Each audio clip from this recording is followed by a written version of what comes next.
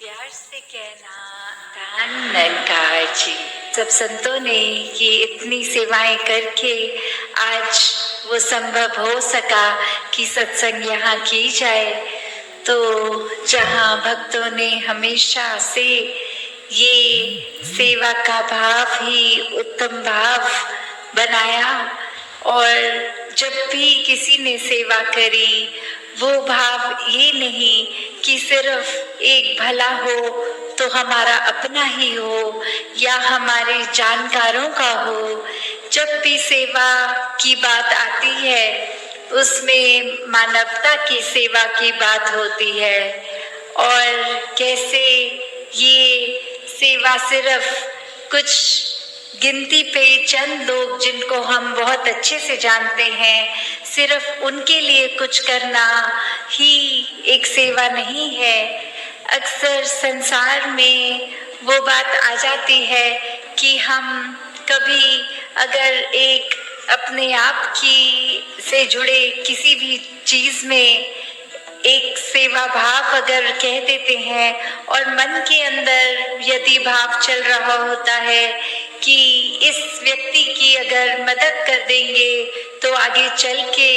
ये हमारे लिए जीवन में उपयोगी साबित होगा। और दुनिया में कैसे ये खुदगर्जी के भाव को भी सेवा का भाव बताया गया है और संत ही युगों से ये समझाते हैं कि सेवा का असली भाव तो वो भाई कन्हैया वाली भावना का भाव है कि जब सेवा करी तो अपने पराये कोई नहीं देखे। वो एक समान दिल से हर एक में इस निराकार को देखते हुए हर जन की सेवा गई। हर किसी को वो जब इतिहास में उन्होंने पानी पिलाने वाली बात, दवाई लगाने वाली बात कि कौन अपने कौन पराए इससे फर्क नहीं पड़ता क्योंकि सभी अपने हैं कोई पराया नहीं। कैसे जीवन में सभी ने जब जब भी एक भाव मन में रखे कि कैसे सत्संग निराकार एक ये जो कड़ी है कि मन में निराकार का वास रखना है और सत्संग आने का भी भाव वही कि निराकार से और गहराई से ब्रह्म ज्ञान को समझना। क्योंकि अक्सर ऐसा भी हो जाता है कि ये ब्रह्म ज्ञान तो प्राप्त कर लिया, उस समय बैठ गए, ये ब्रह्म ज्ञान की दात मिल रही है पर शायद ध्यान कहीं और रहा और फिर वो जब लगभग वो एक आधा घंटा जो लगा वहाँ और बाहर आए ज्ञान कक्ष से तो फिर बात तो हो गई कि ब्रह्म ज्ञान प्राप्त है पर वो समझ पकड़ में नहीं आई क्योंकि या तो ध्यान से श्रवण नहीं किया या फिर कोई बात अगर समझ ना आने पे प्रश्न रूप नहीं किया गया या फिर और किसी बात को उस समय सोचकर कि बोला क्या जा रहा है उस पे ध्यान नहीं दिया और फिर एक बात ये हो गई कि हमने ब्रह्म ज्ञान को प्राप्त कर लिया है और फिर जीवन में आगे क्या होता है तब जब अपने बेसिक कॉन्सेप्ट ही नहीं क्लियर तो आगे तो फिर एक कंफ्यूजन ही है। वो फिर जिंदगी वैसी ही है जो चाहे किसी ने ब्रह्म ज्ञान ना लिया हो तो भी जो वो जीवन जीते हैं वैसे ही हर फिर ऐसे भी जब ज्ञान लेकर उसको समझकर उसको हृदय में न बसाए तो भी जीवन वैसे ही ये अंधकार में ही होता है। तो बात वही कि ब्रह्म ज्ञान भी जब ले रहे हों तो कैसे वो उसकी समझ को पकड़ना है, एक मन में क्लैरिटी से ये ज्ञान बसे उस ओर ही ये ध्यान हो। आगे अक्सर ये भी देखा गया है संसार में कि कोई अगर व्यक्ति जब मिशन से परिचित नहीं होते और वो एक आकर किसी व्यक्ति को देखे जो यहाँ संगत में बहुत महापुरुष अगर दुनियावी रूप में सक्सेसफुल होते हैं, एक माया रूप उनके प्रति निरंकार ने अगर ये धन दौलत अधिक दी होती है तो अक्सर कुछ इस तरह का भी प्रभाव ले लेते हैं कि इन्होंने अगर ब्रह्म ज्ञान लिया है तो ही इनके पास धन दौलत है, तो ही ये इनका परिवार कोई ज्यादा बीमार नहीं पड़ता। और ऐसे मन से फिर वो सत्संग की ओर आते हैं कि यदि हम भी ले लेंगे और वो प्राप्त हो जाए तो हमें भी धन दौलत मिलेगी, हमें भी एक बीमारी रहित शरीर मिलेगा। तो जब ऐसे भी आके एक ब्रह्म ज्ञान रूप में जुड़ते हैं तो ये सवाल उस समय उनका भी कि आप अगर ब्रह्म ज्ञान लेना चाहते हो तो उसके पीछे कोई वेस्टेड इंटरेस्ट नहीं, कोई एक भाव मन में इच्छा का अपनी नहीं। ब्रह्म ज्ञान लेने के लिए मन तभी जब वो एक जिज्ञासु मन हो, जब बात इस शरीर की हो ही ना, जब बात सिर्फ इस शरीर के अंदर बसी आत्मा और अंग संग हर जगह बसे इस परमात्मा की हो, कि जब इस आत्मा की तड़प कि अपने असली रूप इस निराकार में मिलना है, इसका पता करना है, तो वो भाव एक ब्रह्म ज्ञान के प्रति एक रुझाव होना, एक जिज्ञासा होना मुबारक है। क्योंकि ये भी देखा गया है कि अक्सर कुछ संगत करके कुछ एक नए अगर जुड़ते भी हैं, आगे वो कुछ समय बाकियों को प्रेरणा देते हैं कि हम कुछ समय से सत्संग जा रहे हैं, आप भी चलिए, और खुद अपने कुछ समय में ही वो सत्संग के प्रति लगन कम हो गई और आगे जिनको कहा उनके प्रति वो उनका तो एक मन का लगाव इस निरंकार से हो गया। उन्होंने ब्रह्म ज्ञान भी लिया और उसको बसाया भी, उसके प्रति एक जीवन समर्पित भी किया, पर जिन्होंने उनको ब्रह्म ज्ञान की प्रेरणा दी वो ही सत्संग से दूर हो गए। तो कैसे जीवन में हर किसी ने ये ब्रह्म ज्ञान की दात को जब लेना है तो भाव मन में सिर्फ और सिर्फ यही कि इस निराकार का पता चल जाए, इस शरीर की ही यात्रा को हम एक असली, एक अपने शरीर को ही सब कुछ ना मान बैठे, जो असली का जीवन है, एक नश्वर जीवन, वो तो एक खत्म है जब, तो ये आत्मा जो नश्वर हमेशा एक दातार के साथ ही जुड़कर हो जाएगी जब भटकन से रहित जीवन होगा। वरना बात यही कि हम तो ज्ञान भी हमने प्राप्त किया, सत्संग भी जाते हैं, फिर भी अगर घर परिवार में शादी है तो भरम भुलेखे भी हम फॉलो करेंगे। हम फिर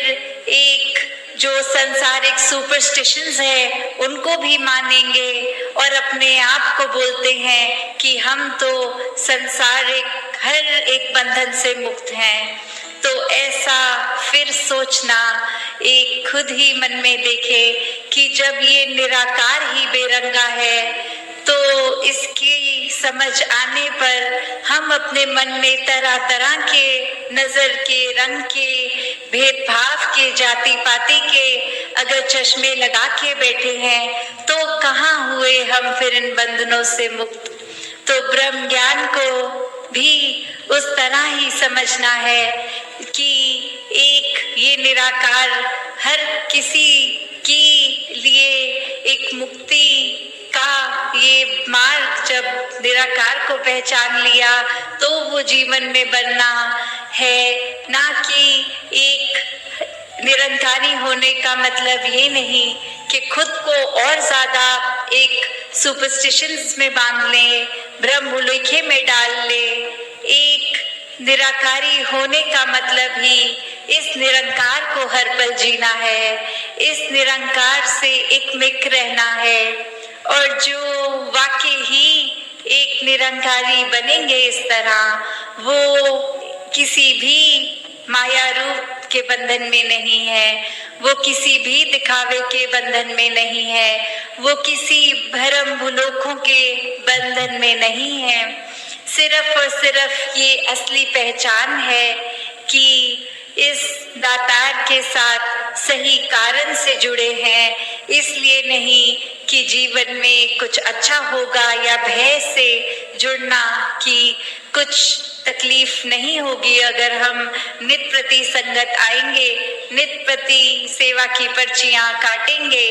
फिर तो अपने आप को ही अगर भाव ठीक नहीं होगा तो जाने अनजाने में हम खुद को फिर से एक अपने सेल्फ क्रिएटेड बंधनों में बांध रहे हैं। ये भाव हमेशा हो कि कारण क्या है, भय से नहीं कि आज कुछ ठीक नहीं है तो पर्ची कटा लेते हैं। बात हो कि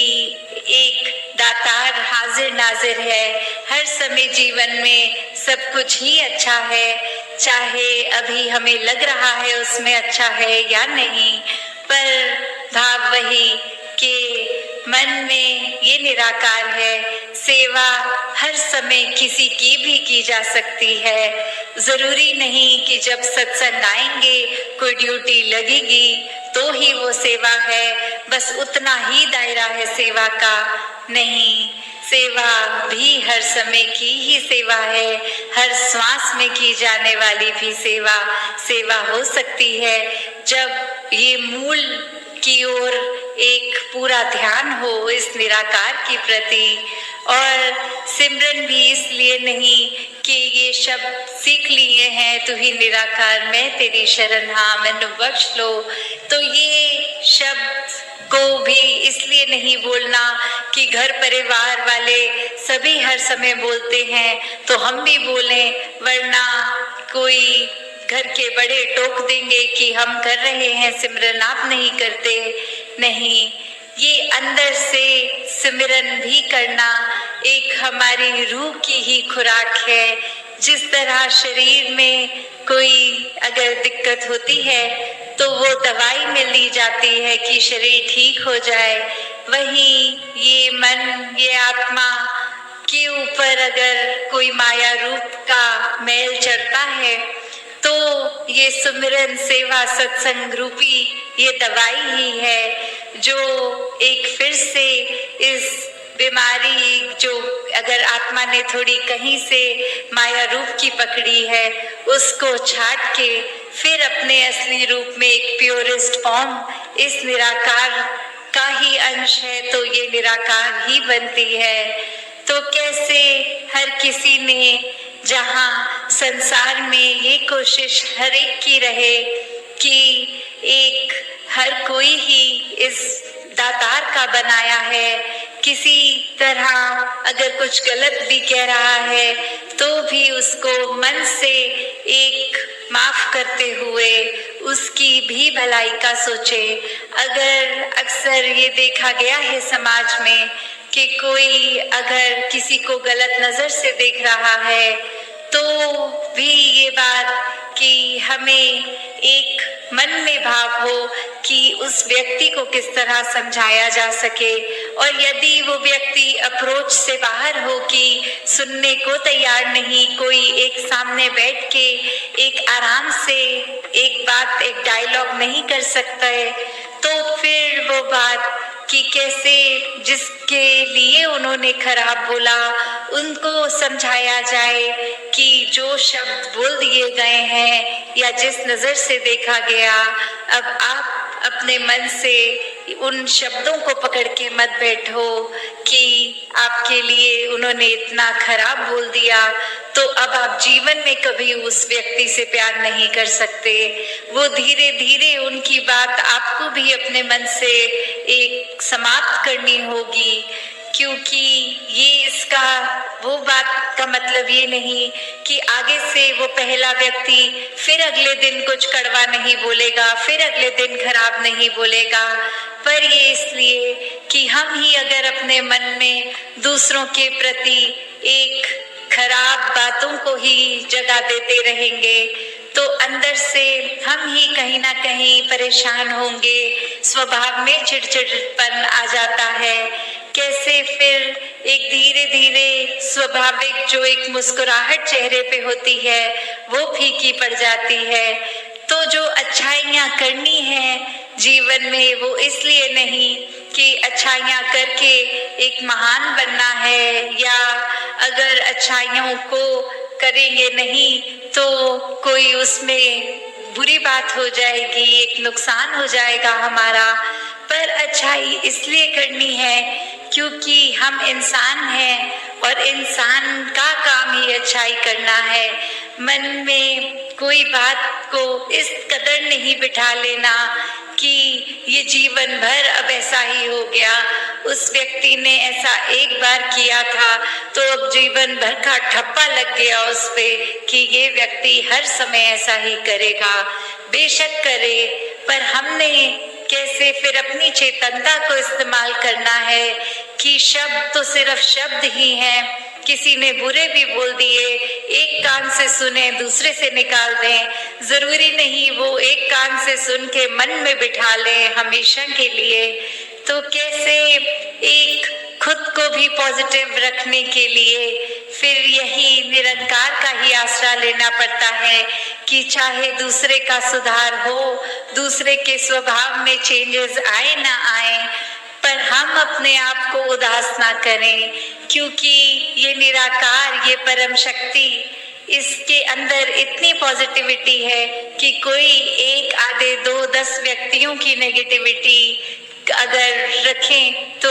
उसके मुताबिक उसकी कंपैरिजन एक तोल में अगर देखें तो ये निरंकार की तो इतना ब्रह्मांड पॉजिटिविटी का इसमें है।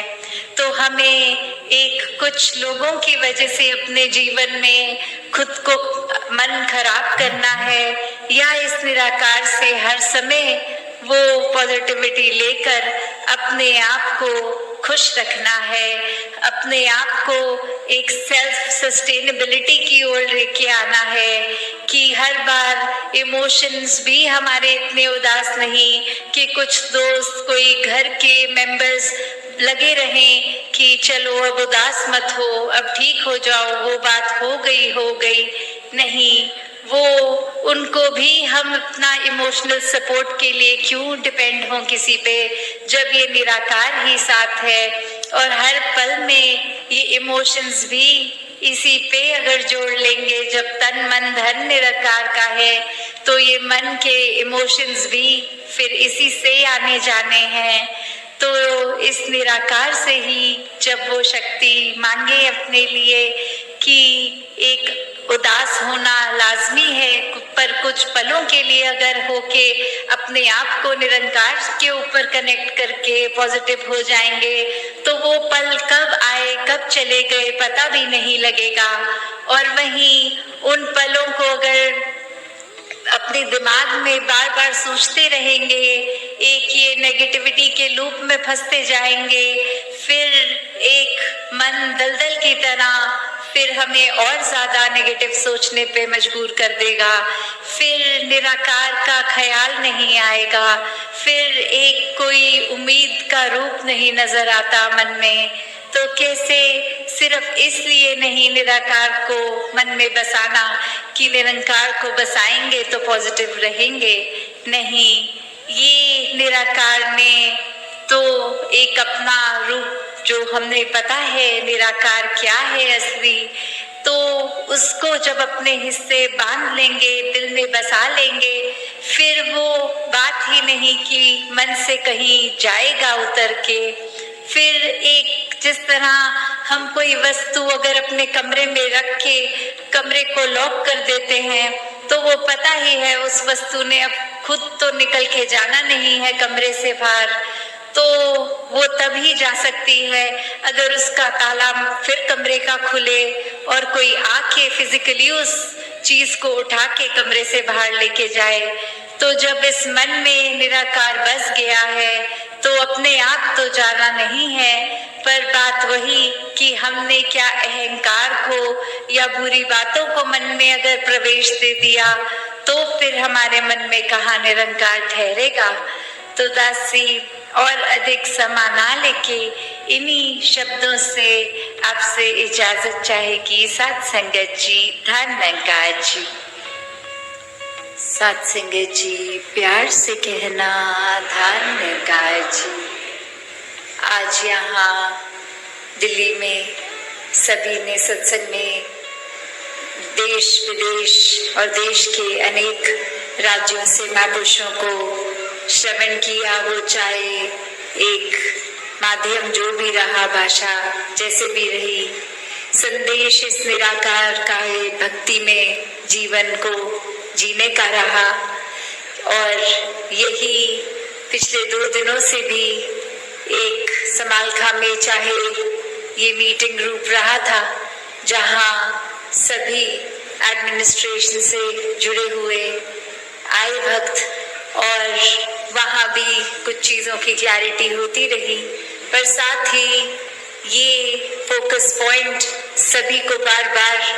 कहा गया कि सबसे पहले ये संतों की सेवाओं के लिए जो एक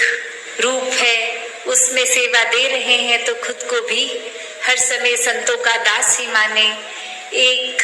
भाव कुछ और ना बन जाए, कोई खुद को किसी तरह से संगत से अलग ना समझे, सभी संगत की सहूलत के लिए। तो बात वही कि भक्तों को हमेशा से युगों युगों से एक अपने प्रियतम इस निराकार के प्रति ही प्यार रहता है, और यही एक मन जुड़ा रहे उसी के लिए ये सत्संग का भी आयोजन, एक सेवा भाव भी, मन से सुमिरन भी, और सत्संग आके भी फिर संतों की वाणी कि ये क्या संदेश मिल रहा है उस पे गौर करके ये जीवन कैसा सही दिशा में रहते हुए एक सवरता चला जाता है। एक अच्छी चीजों को अपनाते हुए एक ये पॉजिटिव तरफ ही जीवन का विस्तार होता रहता है, ये निराकार पे मन लगा रहता है। तो बात वही कि सत्संग आना सिर्फ यही बात नहीं कि आए और सुना चले गए, बात है कि ये मन हमारा उस समय कहाँ है। हम बैठे तो हुए हैं, पर क्या वाकई ही एक संतमती एक संतों के साथ जुड़ रहे हैं, या वही अपने रोजमर्रा की जिंदगी या कोई ख्यालों में खोए हैं, कोई विचार और ही दिमाग में चल रहे हैं। तो ये मन तो अपना चंचल रूप बनाए रखता है, ये स्थिर होना पसंद नहीं करता, पर ब्रह्म ज्ञान से, ये चेतनता से, इस निराकार स्थिर के अंदर टिककर ही मन को स्थिर किया जा सकता है। वरना तो पुरातन समय से यही एक चलता आ रहा है। चाहे आज के युग में बोलते हैं डिस्ट्रैक्शन ज्यादा है, पर जब उस तरह से कम भी थी तो भी मन का काम तो यही था, इधर उधर भागना टिकना नहीं, इस निराकार पे केंद्रित कम होता था। तो उस लिहाज में तो कुछ अलग नहीं हो रहा। और कैसे संतों ने तब भी अपने आप को फोकस वापस निराकार पे ही, परमात्मा पे ही किया, और आज भी यही एक तरीका है। और अभी भी वही संदेश जो युगों युगों से हम सुन रहे हैं कि जीवन को ठीक तरह जीना है तो वाकई ही जीते जी स्वर्ग प्राप्त किया जाए, जीते जी ब्रह्मलीन हुआ जाए, और ये सिर्फ और सिर्फ परमात्मा की प्राप्ति इस ब्रह्म ज्ञान से ही हो सकता है। और सिर्फ ले लेना ही काफी नहीं, हर पल इस ब्रह्म ज्ञान पे चलना भी जरूरी है, वरना तो लिया ना लिया एक बात है। तो हर समय जिन्होंने इस परमात्मा को मन में बसाया, वाकई ही वो भक्तों में उनकी गिनती होती है। और ये हर एक का अपना मार्ग, अपना रिश्ता इस परमात्मा से, ये फिर एक दूसरे को देखा देखी उस तरीके से नहीं भक्ति होती। ये अपना मन इस परमात्मा के साथ जोड़कर अपना पर्सनल रिश्ता एक बनाया जाता है। और आसपास फिर दिखने वाले भी बहुत होते हैं, कोई किसी वजह से आया हो सत्संग। अक्सर हम उस नियत से यही देखते हैं कि हम सत्संग भक्ति करने आए हैं, निराकार से जुड़ने आए हैं, पर किसी और का उद्देश्य कुछ और हो सकता है। कोई इस वजह से आया हो सकता है कि एक घर से प्रेशर है, एक सब चल रहे हैं तो हम भी चलते हैं, नहीं तो घर वाले फिर एक नाराज होंगे, या कोई एक आइडेंटिफाई किए हुए हैं कोई बिजनेस समाज के लोग, तो वो सत्संग में आते हैं तो हम भी आके फिर इनसे इस तरह से ताल्लुकात बना के अपने एक फाइनेंशियल एस्पेक्ट को मजबूत कर सकते हैं। कोई भी वजह और हो सकती है भक्ति के अलावा। तो हर कोई सत्संग जो आ रहा है वो भक्ति की नीयत से नहीं आ रहा, तो वो भी अपने अंदर सोच विचार कर ले कि ये सत्संग में अगर भक्ति के अलावा और कोई उद्देश्य से आ रहे हैं तो कहाँ जीवन में खड़े हैं। बाकी चीजें तो संसार में हासिल की जा सकती हैं, एक अपने पर्सनल सेल्फिश चीजों के लिए तो फिर पद पदवियां भी संसार में अनेकों उपलब्ध हैं, किसी ना किसी तरीके से एक नाम रुतबा पाया जा सकता है। तो वही अगर मेंटालिटी, वही चतुर चालाकियां हम सत्संग में भी लेके आ रहे हैं तो वाकई ही क्या हम सही मायने में भक्ति कर रहे हैं, या भक्त बोलने के भी अधिकारी हैं या नहीं है। और यहाँ तो ये ऐसा दर्द है जहाँ एक सीधा ही ब्रह्म ज्ञान की प्राप्ति के बाद वो महान आत्मा महापुरुष की तरह संबोधित भी किए जाते हैं। तो सिर्फ शब्द ही नहीं, कर्मों से भी ये निराकार ही हमारे कण कण में, जहाँ संसार में कण कण में बसा है, हमारे भी रोम रोम से वही प्रदर्शित हो, वही भाव हो। वरना तो ऐसा भी है जैसे अब एक दासी कहानी का उदाहरण लेके ये बात रखेगी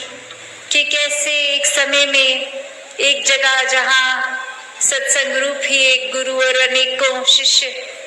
उनके साथ ही जगह जगह जाते रहते थे। और एक दिन एक शिष्य अपने गुरु को समझाते हुए बोलते हैं कि आप ही के अनुयायियों के बीच, हमारे बीच में अब कोई ऐसी किसी ने अफवाह बना दी है या कोई बात बोल दी है, उससे काफी अनुयायी टूट गए हैं और अब वो कह रहे हैं कि आज की सत्संग के बाद अब वो ये आएंगे नहीं, वो निकल जाएंगे यहाँ से। और ऐसा बोलने पे वो गुरु के मुंह पे कोई ना आव भाव बदले, ना एक्सप्रेशन बदले, और बात यही आई कि फिर वो भक्त पूछता है कि इतनी बड़ी संख्या से हमसे कम हो जाएंगे, तो ये आप इस चीज को लेके कुछ चिंता भी नहीं आपके मुंह पर दिख रही। और उत्तर में यही आता है कि जो टूटे हैं वो तो कभी जुड़े ही नहीं थे। तो बात यही वो भी समझाते हैं कि अगर सत्संग में रहकर भी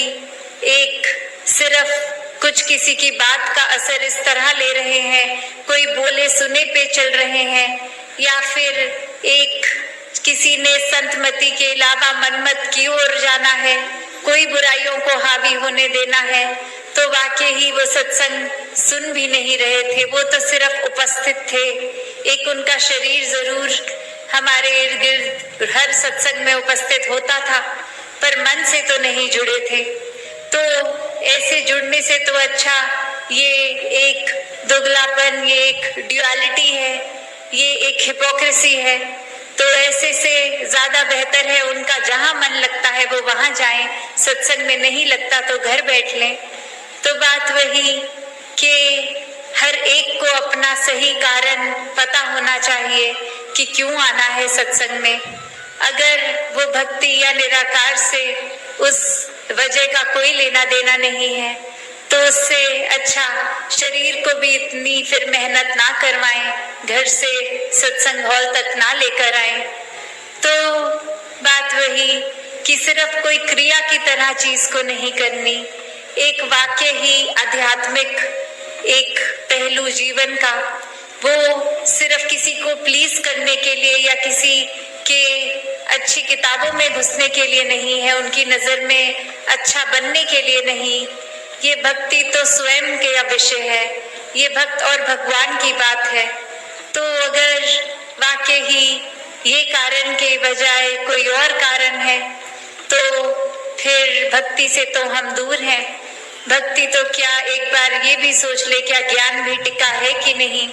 क्योंकि निराकार में भी जीवन में उतनी देर ही टिकना है जब तक सेवा सिमरन और सत्संग को बैलेंस करके रखेंगे, जब तक जीवन में मानवीय गुणों को हम अपने हर पल में ढालेंगे, एक मन को चंचल नहीं स्थिर करके जिएंगे, एक छोटी छोटी बातों का प्रभाव अपने ऊपर नहीं पड़ने देंगे, एक अपनी भाषा को, सोच को दूषित नहीं करेंगे, गाली गलौज नहीं करेंगे, एक कोई भी पहलू जो पॉजिटिव है, अगर वो रीजन है तो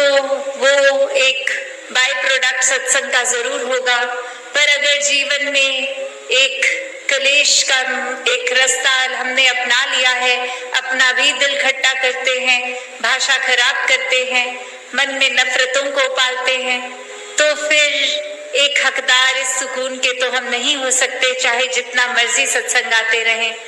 तो बात सिर्फ वो नहीं कि कोई अटेंडेंस रूप होना है। एक हमेशा बात जो कही जाती है कि एक हाजिरी एक क्वांटिटी रूप और एक क्वालिटी रूप होता है। तो एक क्वांटिटी आए मुबारक है, पर जो क्वालिटी है वो होनी चाहिए। वो फिर अगर थोड़े भी हो पर क्वालिटी हो, वो ज्यादा बेहतर है, जो बिना अपना मन पक्का एक निराकार पे जोड़ने के उद्देश्य से आ रहे हैं। और अगर सभी जो आ रहे हैं वो निराकार पे टिके हैं तो वाकई ही वो क्वालिटी भी अचीव हो रही है, क्वांटिटी भी, और अपना आध्यात्मिक पहलू हर एक का इंडिविजुअली भी